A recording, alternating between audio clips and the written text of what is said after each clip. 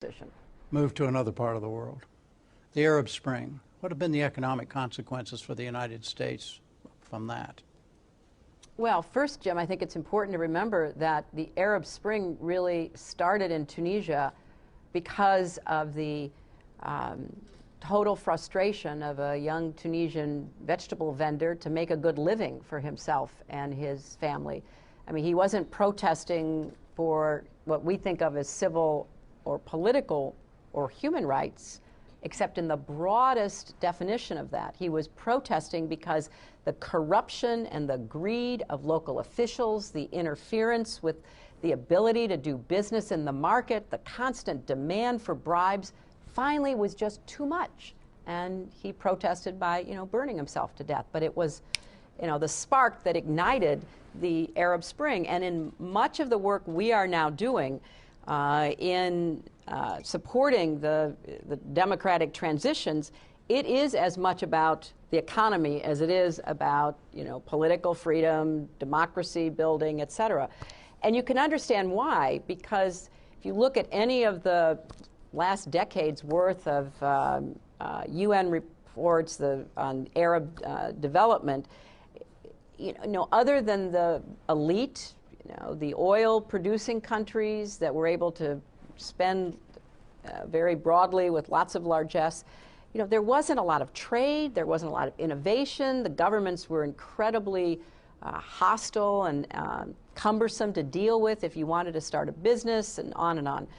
So our emphasis has been, how do we support their democratic aspirations, and how do we ensure that their economic aspirations are married to that? Because in all of these transitions, people expect change immediately. They expect a better job, they expect a rising income, they expect to have their business, left alone by the many hands of government officials who are holding them out.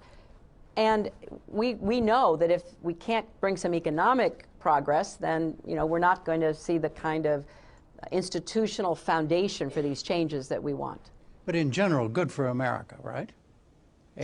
Look, I think we are always better off being on the side of democracy, but we have to keep our eyes wide open. There's no guarantee that this will be an easy road for the people themselves, or frankly for us. And it wasn't so long ago in our history, when we were engaged in the Cold War, that when countries had democratic elections, sometimes if they elected people we didn't like, we took some action on that, which didn't always turn out as well as it should have.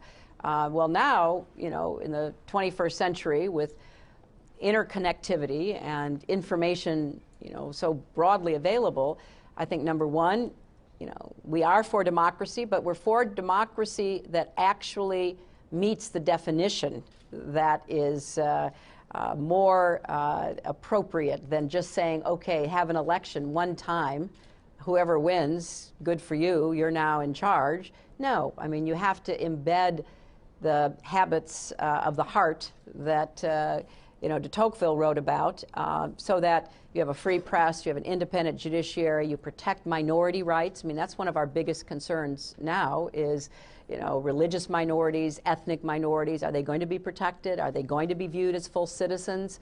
There's a lot of history, culture, religious discrimination pushing the other way.